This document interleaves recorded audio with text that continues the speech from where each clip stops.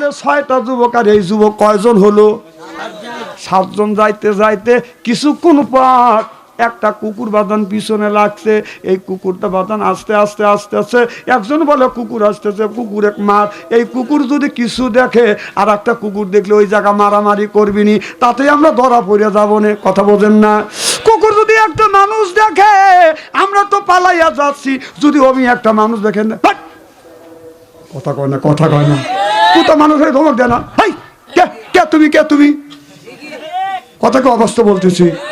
দেখবেন বাড়িতে এই কুকুর, আপনি কি করেন যখন খাবার খান, হাড্ডি খাচ্ছেন, কুকুর আপনার মুখের দিকে তাকা থাকে, আপনি হাড্ডি ছাড়িয়ে দেন না, এরকম করে সেরাইতেছেন। কথা বুঝতেছেন না? কুকুর তাকা থাকে আর আকাশের দিকে তাকাইয়া কয়, আল্লাহ এটা তোমার বান্দা না রাক্ষস, হাড্ডিও ছাড়িয়ে দিতেছে না। যখন পারে না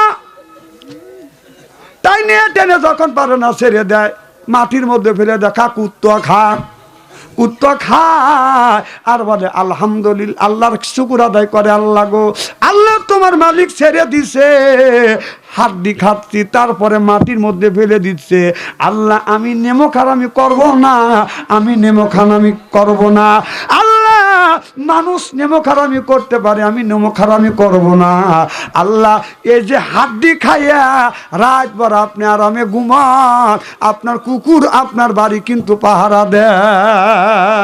যদি অমি মানুষ আছে, অমু মানুষ আসলে দেখতে কাকে, কে তুমি, কে তুমি, কে তুমি, কথা কয় না, কথা কয় না, এইভাবে বলে না।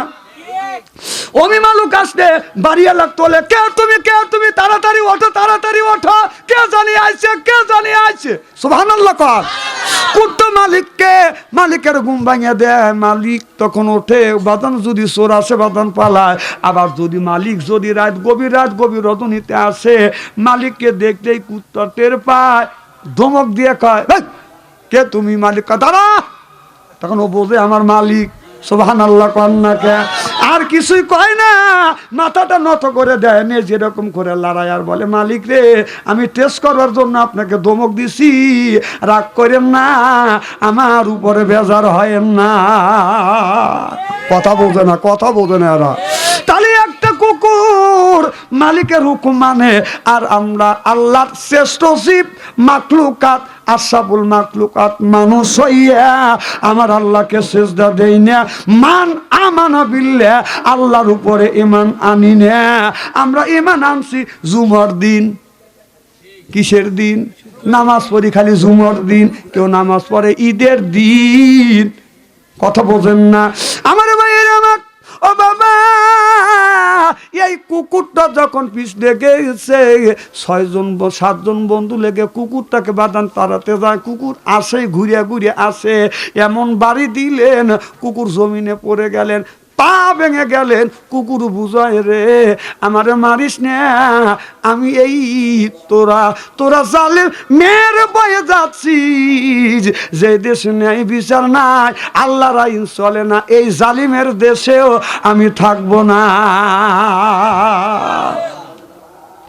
এই 6টা যুবক, 7টা যুবক চিন্তা করতেছে, একটু পরে সূর্য উদিত হবে, পূর্ব গগন থেকে সূর্য আস্তে আস্তে উঠতেছে, এখন তো মানুষ বের হয়ে আসবে, আমাদের দেখলে আমরা ধরা পড়ে যাব, বাদশা ধরে নিয়ে যাবে, আমাদের কতল করবে, আমাদের মেরে ফেলবে।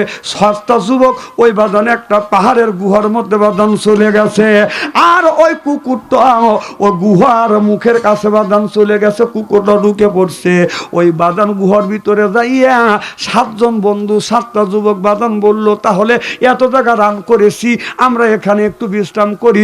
বিশ্রাম করতে গিয়া 7টা যুবক ঘুমিয়ে পড়ছে, কুকুরটাও বাদান ঘুমিয়ে পড়ছে। 1 দিন নয়, 2 দিন নয়, 309 বছর পর্যন্ত এক ঘুমে কাটে গেছে। সিল্লাকন সুবহানাল্লাহ। কয় বছর? 309 রে, আহারে 309, তা কবে কয় বছর? এই রে আল্লাহ রে, এত এতিম হয়ে গেছে রে। 309 বছর এক ঘুমে কেটে গেছে, ঘুম থেকে জেগে দেখে মোষ বড় বড় হয়ে গেছে, দাড়ি বড় বড় হয়ে গেছে, আপনার চুল বড় বড় হয়ে গেছে, মনে হয় মুক্তিযোদ্ধা। কথা বুঝতেছেন না আমার ভাইরা? আমার এক বন্ধু বলে, বন্ধু রে কয়দিন ঘুমাচ্ছিলাম?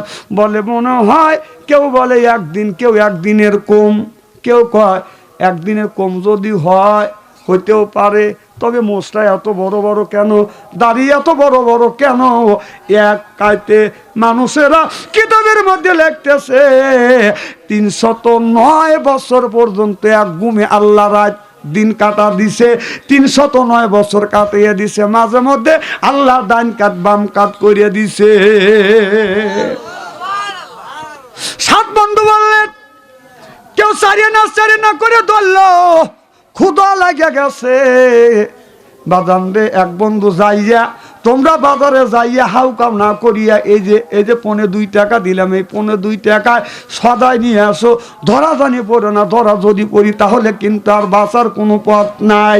এদিকে একজন বন্ধু সুপে সাপে চলে গেছেন দোকানদারের কাছে বাজারে যাইয়া, মনে করেন বিশিক বাস স্ট্যান্ড বাজারে বাজান সুপে চাপে গেছে, যাইয়া কিছু সদাই কিনিয়ে যখন টাকা দিছে, ওই যে দোকানদার টাকা পাইয়া বলতেছে এই টাকা তো আজকের টাকা না, এইটা হলো 309 বছর পূর্বের টাকাটা, ডাকিয়ে ইন্নুসের টাকা, ডাকিয়ে ইন্নুস চলে গেছে, তারপরে আর এক বাদশা চলে গেছে, এখনো বর্তমান হলো ধার্মিক বাদশার জামানায়, এই টাকাটা তুমি কোথায় পাইলে? কয় না এ টাকাটা চলবে না। কয় কেন চলবে না? এ টাকা তো ভালো টাকা। বলে না এই টাকা আজকের টাকা না, 300 বছর আগেকার টাকা। চিল্লা কম সুবহানাল্লাহ। এদিকে পুলিশ আসলো, মানুষ গুনে বাজান ঘেরোয়া করে নিল। এই মানুষের মোষটাও বড়, চুলটাও বড় বাজান হয়ে গেছে, এরপরে দাড়িটাও বড় হয়ে গেছে। লোকটাকে দেখা যাচ্ছে বাজান বীর মুক্তিযোদ্ধা, মুক্তিযোদ্ধা বাপ। কথা বুঝতেছেন না? আসলে যারা মুক্তিযোদ্ধা ছিল, দেশের জন্য তারা কাজ করছেন, দেশের জন্য কত বাজান রক্ত ধরাইছেন। খাসি ঠিক মতো খাইতে পারে নাই, ঘুমাতে পারে নাই, চুল কাটবে মোষ কাটবে বাজান সময় পায় নাই। এখন আবার মুক্তিযোদ্ধা, কোনোদিন চুল কাটাও লাগে নাই, বয়স হলো বাজান আপনার 40 বছর হয়ে গেছে বাজান বীর মুক্তিযোদ্ধা। এখন তো ঠিক কবি, এই তো বাস্তব কথা আমি কবে কইলাম? আমার ভাইয়েরা, আমার মুসলমান ভাইয়েরা, পুলিশ আসলো, এসে দেখে বলে হ্যাঁ টাকা তো এখনকার টাকা না, 300 বছর চলে গেছে, আপনার 309 বছর চলে গেছে, টাকাটা হলো ডাকিয়ে ইন্নুসের সময়। আমার ভাইয়েরা, আমার এই টাকা বন্ধ হয়ে গেছে, এই টাকা আর অচল হয়ে গেছে, কারণ তার ডাকিয়ে ইন্নুসের পরে একটা বাদশা গেছে, আর একটা বাদশা চলে গেছে বাজান। এখন বর্তমান আপনার ধার্মিক বাদশা এসে গেছে, বাদশা তো বড় ধার্মিক। এই তোমরা কোথায় ছিলে? কয় আমরা ডাকিয়ে ইন্নুসের ভয়ে আমরা ওই পাহাড়ের গুহারে আমরা ঘুমাইয়েছিলাম, এক ঘুমে 309 বছর চলে গেছে, আমরা জানি না। পুলিশ বলল তোমাদের অ্যারেস্ট করব।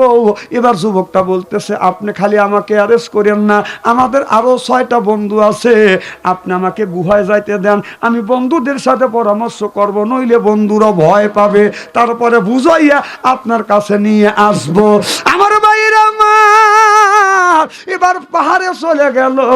ওই পাহাড়ে যাইয়ে বাদান, পাহাড়টার নাম হলো আসাবে কাহাব। আসাবে কাহাবের বাদান গুহার মধ্যে যখন চলে গেল, 6 বন্ধু বলতেছে বন্ধু এত দেরি হলো কেন? বলে বন্ধু রে চুপে চাপে গেছি, কিন্তু এই টাকা তো, টাকা যখন দিছি আমি ধরা পড়ে গেছি। এই টাকা নাকি জালিম বাদশার সময়, দাকির নুসের সময় ছিল, জালিম বাদশা বিদায় হয়ে গেছে, মাঝখানে আর এক বাদশা বিদায় হয়ে গেছে, বর্তমান যিনি তিনি হলো ধার্মিক বাদশাহ। আর পুলিশ আসছে বন্ধুরে আমাদের নাকি 309 বছর কেটে গেছে। এবার 9 বন্ধু চুক্তি করলাম, আমরা যে গুহার মধ্যে ঢুকছি আর গুহার মধ্যে থেকে বাড়াবো না। আল্লাহ বলে বান্দারে আর তোদের গুহার মধ্যে থেকে বের হতে দেব না, ঘুমিয়ে পড়। আমি আল্লাহ এই ঘুমে কিয়ামতের আগ পর্যন্ত আরো তোমাদের ঘুম ভাঙাবো না। আমার ভাইয়ের, আমার ওখান থেকে উপর থেকে একটা পাহাড় বাদান পাথর এসে পড়লেন, মুখটা বাদান ডেকে ফেললেন। আপনার সেই পাহাড়ের নাম হলো, ওই জায়গায় একটা বাদান মসজিদ বানাইছে। এই মসজিদটা হলো বাদান আসাবে কাহার, তারা ঈমান আনছে আল্লাহর উপরে। ইন্নাল্লাযিনা আমানু, ইন্না মানে নিশ্চয়ই, আল্লাযিনা যাহারা ঈমান আনবে ওই আল্লাহর উপরে, ও আমিলুস সলিহাত, আর যারা নেক কাজ করবে। এক নাম্বারে মান, আর দুই নাম্বার নেক কাজ করবে। ওরা জান ঈমান যারা আনবে, বাতিলের কাছে বাদান কোনোদিন মাথা নত করবে না। সিল্লে বলুন ঠিক কিনা?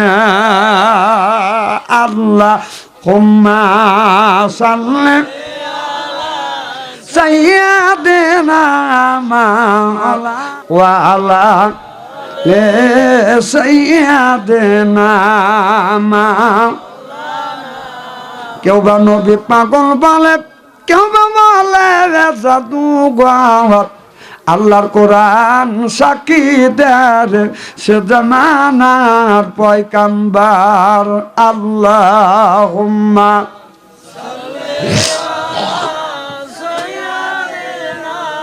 মাওলানা মুহাম্মদ ওয়া আলা সাইয়্যিদিনা মাওলানা। আমার ভাইয়ের আমার, আর একটা কথা আপনাদের বলবো, আল্লাহ যেমন নামাজ ফরজ করে দিয়েছে, নারীদেরকেও বাদান আল্লাহ পর্দা রাখা ফরজ করে দিয়েছে। জোরকন ঠিক কিনা? নামাজ পড়া কি? জোরকন। রোজা রাখা কি? নারীদের পর্দা করা বাদান ফরজ।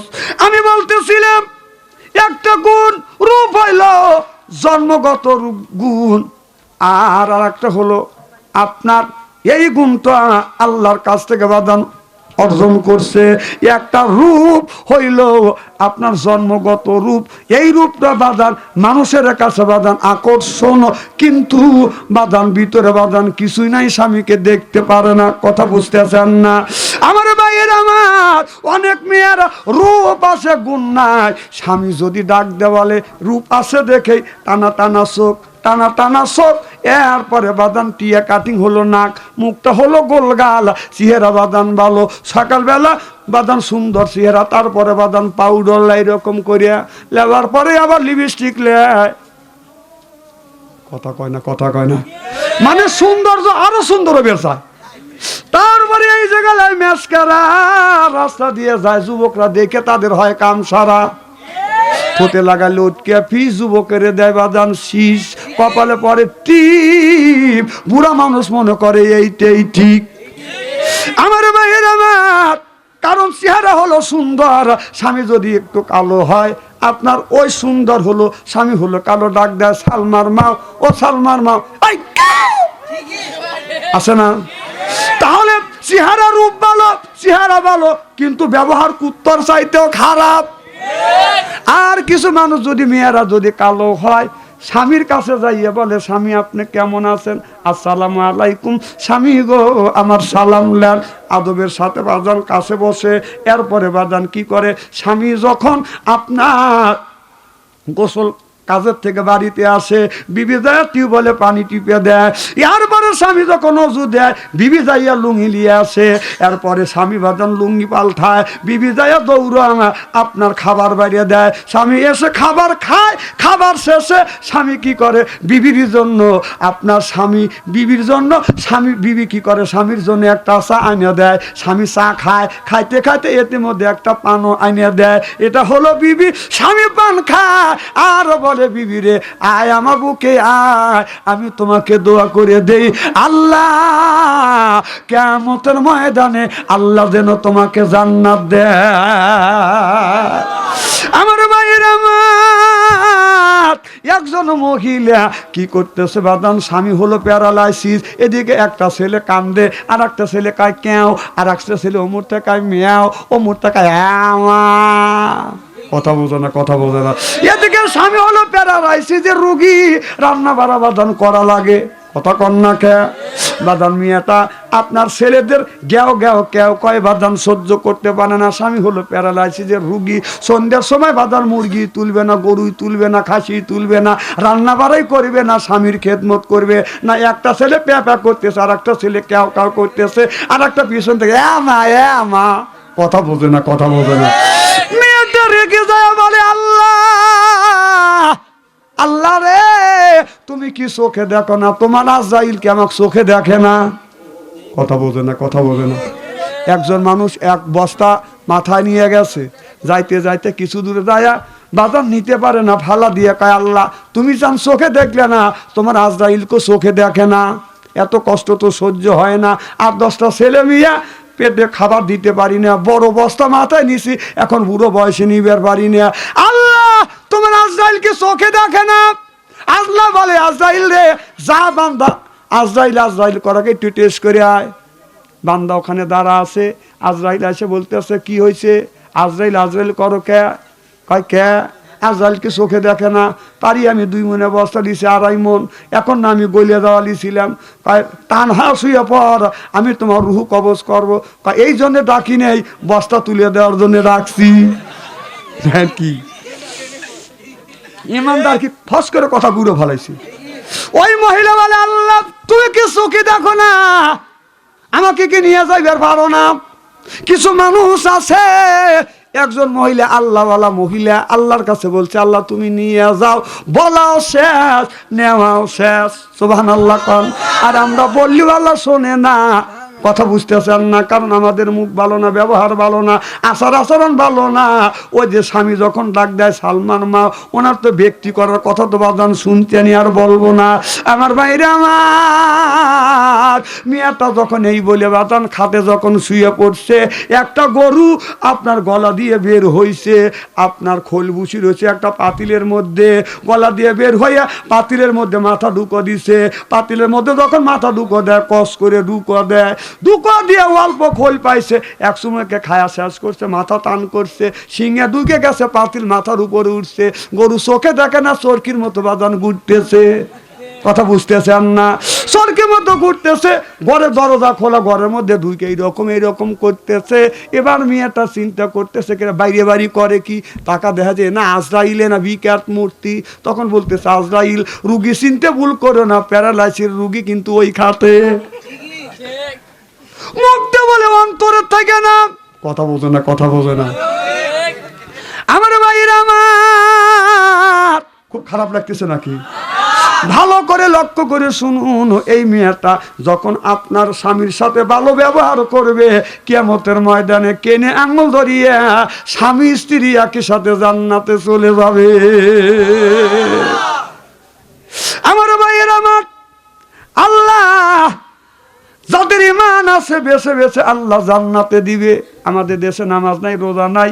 এক জায়গায় দেখলে মানুষ মরে গেলে বলে এই মানুষটা কেমন ছিল, কিন্তু হাদিস শরীফের মধ্যে আছে 10 জন ইমানদার মুমিন ব্যক্তি যদি, একটা লোক যদি মারা যায়, 10 জন ইমানদার মুমিন ব্যক্তি যদি বলে এই লোকটা ভালো ছিল, এই 10 জনের সার্টিফিকেটে, এই 10 জনের সাক্ষীতে আল্লাহ ওই মানুষটাকে জান্নাতে দিয়ে দিবে। আমাদের দেশে অনেক মানুষ আছে জীবন বড় লয়তানি শয়তানি, চুরি ডাকাতি বদমাইশি সবুল করে সন্ত্রাসী সুতার ঘুষ খায়া দায়া, লোকটা যখন মারা যায় বাদাম তখন বলে লোকটা কেমন ছিল। কথা বুঝতেছেন না? আমি একটা জানাজায় যাচ্ছি, জানাজা করতে লক্ষ্য করে দেখলাম জানাজা করতেছে আজ থেকে প্রায় 15 বছর আগে।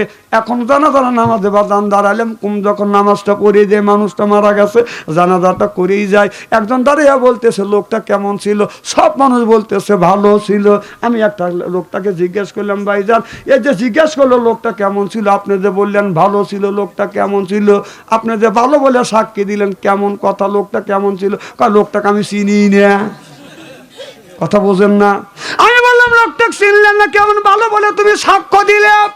কয় 10 জন বলছে তাই আমি বলছি। যদি হয় এই রকম তাহলে দোজক ছাড়া বাদান কোনো পথ নাই। একটা লোক থাক বস করবো না। হ্যাঁ, আমার কথা কি বুঝতেছেন নাকি? মনে কষ্ট লাগতেছে আমার ভাইরা আমার। এবার ভালো করে লক্ষ্য করে শুনুন, আমল যদি থাকে বাদান, আমলের দ্বারা আল্লাহ জান্নাতে দিবে। বিবি যদি মৃত্যুর পরে স্বামীকে যদি ডেকে বলে আমার স্বামী আমার কাছে ভালো ছিল, কিয়ামতের ময়দানে আল্লাহ বিবিকে হাজির করবে, ডাক দিয়ে বলবে হে বিবির স্বামী, তাই স্বামীকে ডেকে বলবে তোমার স্বামী কেমন ছিল। এবার স্বামী যদি বলে আমার বিবি ভালো ছিল, এই স্বামীর সার্টিফিকেটে এই বিবি বাদান জান্নাতে চলে যাবে।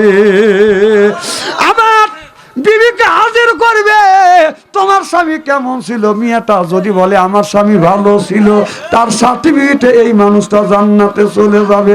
সুবহানাল্লাহ, একটু জোরে কোন সাল্লাল্লাহু আলা মুহাম্মদ সাল্লাল্লাহু আলা মুহাম্মদ সাল্লাল্লাহু আলাইহি। আমার ভাইয়ের আমার ভালো করে লক্ষ্য করে শুনুন। আর কি 10টা মিনিট সময় দিবেন নাকি?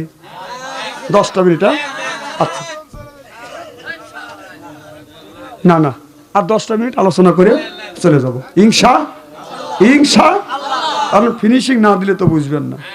আমার ভাইরা আমার, স্বামীটা আপনার বিবি যদি আপনার স্বামী বুজুর্গ না বেজির্গ, শেখ স্বাধীনা ছাগল্লাদি কায়দা আজম না বদ আজম, আপনার বিবি ছাড়া ওই বিবি ছাড়া স্বামী ভালো না খারাপ, বিবির চাইতে দুনিয়ার কোনো মানুষ বেশি ভালো জানে না। জোরকান ঠিক কিনা?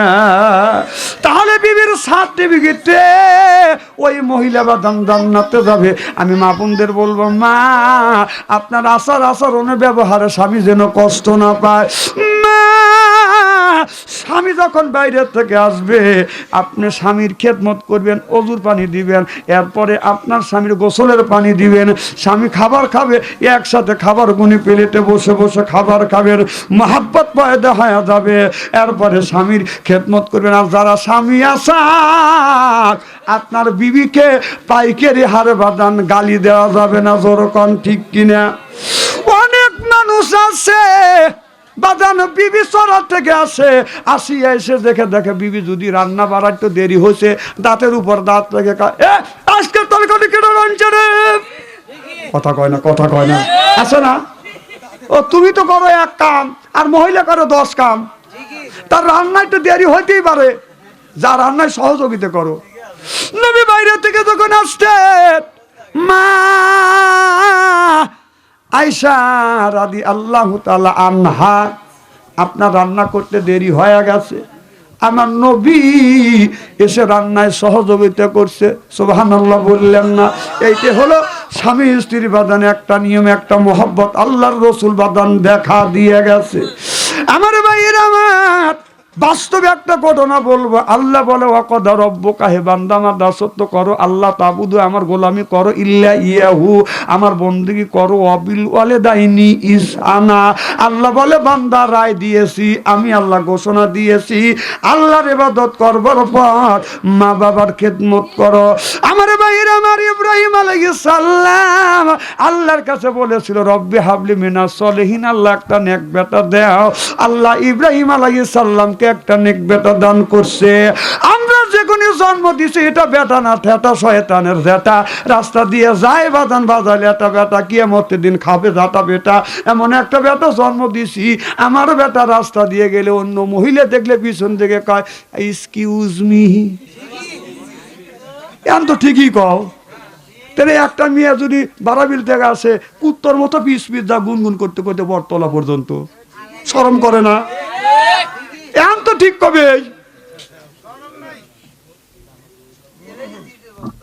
হ্যাঁ আমার ভাইয়ের আমার, কি জানো বলতেছিলাম, এবার ছেলেও হয় না মেয়েও হয় না, একজন মানুষের আল্লাহর কাছে বলে আল্লাহ ইব্রাহিম আলাইহিস সালাম 80 বছরের ছেলে পাইছে, ওই মেয়েটা কান্দে, আল্লাহ একটা যদি বেটা দেও, এই বেটাটাকে আমি আলেম বানাবো, হাফেজ বানাবো। আল্লাহ 1 মাস আমি নফল রোজা করে দিব। কয় মাস? নফল রোজা করে দিব। আল্লাহ নফল রোজা করে ক্ষান্ত হব না, আমি 3 রাত 3 দিন জিন্দা অবস্থায় কবরের মধ্যে শুয়ে থাকবো। কয় রাত? তিন দিনে জিন্দা অবস্থা বাদান শুয়ে থাকবে। আমার ভাইরা আমার, এরপরে লোকটা আপনার আল্লাহর কাছে দোয়া করছে, আল্লাহ কিছুদিন পরে ছেলে সন্তান দিছে। এই ছেলেটা আস্তে আস্তে বড় হয়ে গেছে, স্বামী বাদান মারা গেছে, মহিলাটা বাদান বেঁচে আছে। ছেলেটা 25 বছর বয়স হয়ে গেছে, আলেম পাস করছে। আল্লাহ নবী বলছে যারা মান্নত করবে, আপনার মান্নত করবে, উপকার পাইছে, ফল পাইছে, মান্নত আদায় করে নাই, নবী বলেছে ওই ব্যক্তি বিনা হিসেবে জাহান্নামে যাবে। 2 নাম্বার, নিজের ভাগ্যটাকে যাচাই করবার জন্য যারা লটারি ধরে, আল্লাহ রসুল বললেন বিনা হিসেবে জাহান্নামে যাবে। রসুল বলেছে রাস্তা দিয়ে হাঁটা যাবে, কোন মানুষ টাকনা নিচে যদি লুঙ্গি পরিয়া রাস্তাঘাট পরিষ্কার করে যায়, আল্লাহ নবী বললেন বিনা হিসেবে ওই মানুষটা জাহান্নামে যাবে। 4 নাম্বার, কর্মচারী খাটাইয়া, কামলা খাটাইয়া দাম দিতে গিয়ে কম দিয়েছে, রসুল বললেন বিনা হিসেবে এই মানুষটা জাহান্নামে যাবে। এবার ছেলেটা বড় হয়ে গেছে, মার বয়স 80-85 বছর বয়স হয়ে গেছে, 90 কাটায় হয়ে গেছে, 90 কাছাকাছি হয়ে গেছে। মা 1 মাস রোজা রাখছে, যত আপনার মান্নত করছিল সব মান্নত আদায় করছে। মা একদিন ঘুমায় আছে, কে যেন স্বপ্নের মধ্যে বলতেছে, ওগো বুড়ি মা, তোমার সন্তানের জন্য তুমি মান্নত করেছিলে, সেই মান্নত এক মাস রোজা রাখবে, 100 রাকাত নফল নামাজ পড়ে দিবে, তুমি রোজাও রাখছো, নামাজ পড়ছো, আর 3 রাত 3 দিন জিন্দা অবস্থায় কবরের মধ্যে জানাজা ছাড়া তুমি থাকবে। এ বুড়ি মা, এই মান্যত আদায় না করলে তোমারও সন্তান মারা যাবে, তুমি কিন্তু দোজখবাসী হইবে। ঘুম থেকে স্বপ্ন ভেঙে গেল, জেগে উঠে বলে, বেটা রে, তুমি যখন পেটে ছিলে আমি মান্যত করেছিলাম, সব মান্যত পুরো করছি বেটা, এখন আমি 3 রাত 3 দিন জিন্দা অবস্থা কবরের মধ্যে থাকবো। ওই সময় আল্লাহর কলি ছিল বাদান শেখ ফরিদ রহমাতুল্লাহ আল্লাহর কাছে গেলেন, আল্লাহর ওলি শেখ ফরিদ রহমাতুল্লাহ আল্লাহ, আমার মা এই মান্যত করেছে, এখন কি করা যায়? আল্লাহর ওলি বললেন, কোন ব্যক্তি যদি মান্যত করে, উপকার পাইছে, ফল পাইছে, মান্যত যদি আদায় না করে, বিনা হিসেবে মানুষটা জাহান্নামে যাবে। ছেলেটা শুনে আসলেন মা, তখন বলতেছে, মা বলে, বেটা রে, আমি ওই কবরের মধ্যে যাব। ছেলে বলে, না মা, আমার জন্য অনেক কষ্ট করছো, অন্ধকার কবরের মধ্যে 3 রাত 3 দিন তুমি কেমন করে থাকবে? মা বলে, বেটা রে, এত কষ্ট করে তোমাকে পাইছি, তুমি কি চা আমি জাহান্নামে যাব? আমার বাইরে আমার মানুষের সাথে পরামর্শ করে বাদন কবর খনন করলেন, বুক পর্যন্ত খনন করিয়া, মা এবার আপনার সুন্দর করে গোসল করিয়া, জীবনের শেষ খাবার খাইয়া, এবার এলাকার সব মানুষের কাছে হাত ধরে ধরে কান্দে আর বলে, ও গ্রামবাসী রে, আমি যদি তোমাদের কাছে অন্যায় করে থাকি, অপরাধ করে থাকি, মেহেরবানি করিয়া তোমরা আমাকে মাফ করে দিও। আমার ভাইরা, আমার মেয়েরা, একটা মেয়ে একজন মহিলার কান্না দেখতে বাজান, কান দেখি কান দেখি না। আমার ভাইরা, আমাদের বাড়ির পাশে একজন মহিলা মারা গেছে, একজনের বাপ মারা গেছে, মেয়েরা কাঁদতেছে, যা দেখে আমার এক বোন কাঁদতেছে, তুমি কোন দুঃখে কাঁদো? ওই কাঁদতেছে দেখে আমার কান্দা দেখে কান্দা আইছে। কথা বোঝে না। মেয়েদের মন কিন্তু নরম, কাঁদতেছে, সব মহিলা কাঁদতেছে একটা সন্তানের জন্য। বুড়া মা 3 দিন 3 রাত আপনার ওই কবরের মধ্যে থাকবে, কবরের মধ্যে থাকলে মনে হয় বাঁচবে না। এবার মা ছেলেকে ডেকে ডেকে বলতেছে, বেটারে, আমি যদি মরে যাই 3 দিন 3 রাত আমি কবরের মধ্যে মনে হয় জিন্দা থাকবো না, আমি যদি মারা যাই সুন্দর করে মানুষ দিয়ে আমার গোসল করাইবে, এরপরে কাফনের কাপড় পরাইয়া তুমি নিজে জানাজা করিয়া আমাকে কবরের মধ্যে যখন শোয়াইবে, তুমি কবরের মধ্যে নামে আমাকে কবরের মধ্যে শোয়াইবে। বেটা রে, আমি মারা গেলে প্রত্যেক দিন তুমি আমার কবরের পাশে দাঁড়াইয়া দাঁড়াইয়া আমার জন্য দোয়া করিবে। আমার ভাইরা, আমার কবর খনন করলো, মা কবরের মধ্যে যখন নামলেন, ছেলেটার মুখের দিকে তাকায় বলে, বেটা রে, একমাত্র তোমার জন্য আমি এই মান্যত করছি, আমি এখন কবরের মধ্যে যাব। ওই জায়গায় এমন কোনো মানুষ নাই এই মানুষগুলো চোখের পানি ফেলে দিয়ে দিয়ে বাদান কান্দে না। মানুষ বলে মা সন্তানের জন্য এত কষ্ট করছে, মা সন্তানের জন্য যত কষ্ট করে পৃথিবীর কোনো মানুষ কষ্ট করে না। যেরকম ঠিক কিনা? ছোটবেলায় দেখছি যদি অন্যায় করছি বাপ লাঠি হাতে নিচে আয়, আস্তে আস্তে ওকে সাইজ করে ফেলবো, ওর একদিন না আমার একদিন। বাদান মা ওই বাবার ভয়ে সন্ধ্যার সময় বাদান বাড়িতে যাই নাই। সন্ধ্যা লাগলে বাড়ির আশেপাশে অন্য বাড়ির থাকি। ও যখন সন্ধ্যা হয়ে যায় অন্য মানুষ বাড়ির মধ্যে থেকে এলাকার মানুষ কয় যা বাড়ির যা যা যা যা বাড়ির তারা দেয়। এরপরে যদি মশা লাগে আস্তে করে বাদান মারা লাগে। কথা বুঝতেছেন না? যদি কুত্তা দৌড় দেয় মনে হয় আজরাইল আসতেছে, ভয় লাগে। বাবা খাবার খায়, বেড়াতে উকি মেরে দেখি মস মস করে। এবার বাবা বলতেছে কেডা রে? কথা বুঝতেছেন না? ওই পিছনে মস মস করে বাবা কা কেডা রে? মা কায় হয়েছে চাইরে বিলেই, ওই বিলে খালি বেড়া এসছে। থাক আসতেছি, লাঠিতে পেট পনে। এর মানে কি বুঝায় মা? আর তুই লোক চুপ করে থাকতো, বাবা খাই, তারপরে তোর কাছে খাওয়াবো না। সুবহানাল্লাহ একটু কর। বাবা কিভাবে বুঝাইতেছে? আমার ভাইয়ের আমার বাবা রাত 10টা হয়, বাবা বাজান বিছানায় ঘুমিয়ে পড়ে। মা কামনায় একবার শিকেলারে একবার বাজান আপনার পোটলা খুলে আবার পোটলা বাঁধে। বাবা মাকে জিজ্ঞাসা করে তুমি কি শুইবে না? কয় তুমি ঘুমাও, আমার অনেক কাজ রয়েছে। কারণ মা বলে মনে মনে ভাবতেছে আমি যদি ঘুমিয়ে পড়ি আমার বেটা কখন আমারে মা বলে ডাক দিবে, আর কখন বেটাকে আমি খাইতে দিব। মার মতো দরদি মানুষ আর দুনিয়ায় বাজান কেউ নাই। যার মা মারা গেছে সেই মায়ের ব্যথা বোঝে, বাবা যার মারা গেছে সেই বাজান বাবার ব্যথা বোঝে। এই ছেলেটা মা কবরের মধ্যে বাজান শুয়ে পড়লেন, বাঁশের ফালটা গুনে পেরে দিলেন, কলার পাতা দিয়া মাটি ঝাপা দিয়ে যখন সৎ মানুষ ছেলে আসতেন সিঁড়িটা মার কবর ধরে ধরে কান দেয়ার বলে মা আমার মনে বলছে মা তুমি বুড়া মানুষ বাঁচবে না গো মা। ছেলেটা চলে আসলো, সব মানুষ নিয়ে আসলো।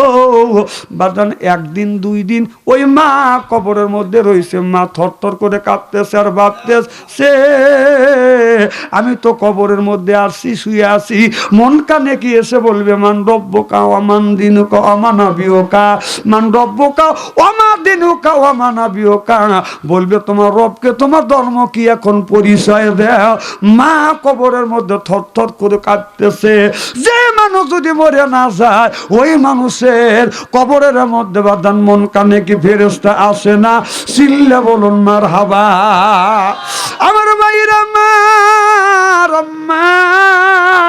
ওই কবরের মধ্যে বাদান ঘুমিয়ে পড়েছে। এইভাবে ঘুমাতে ঘুমাতে বাদান 3 রাত 3 দিন হয়ে গেছে। 3 দিন পরে সব মানুষ যা বলতেছে কবরটা খনন করো, মেয়েটা মনে হয় বেঁচে নাই।